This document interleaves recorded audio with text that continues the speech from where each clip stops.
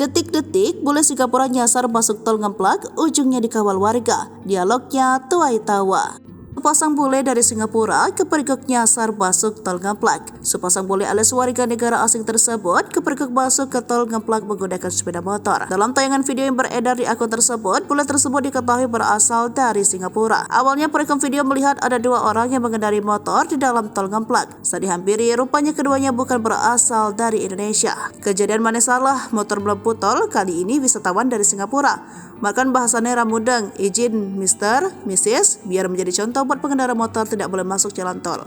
Matur nuwun, tulis si perekam video. Saat dihampiri, si perekam memperingati agar si pengendara motor jangan masuk ke dalam tol. Putar di depan, nanti tak kawal aja, ucap si perekam. Namun nampaknya si bule tersebut agak kurang mengerti dengan ucapan dari orang tersebut. Dalam video itu juga disebutkan jika si bule hendak menuju air terjun Jumok, Karanganyar. Entah karena tak paham jalan, mereka pun akhirnya nyasar masuk ke jalan tol. Si perekam video akhirnya mengawal si bule untuk mencari jalur memutar kembali lagi. Hingga akhirnya si bule tadi memutar untuk kembali ke pintu awal. Momen tersebut sukses menarik atensi warga.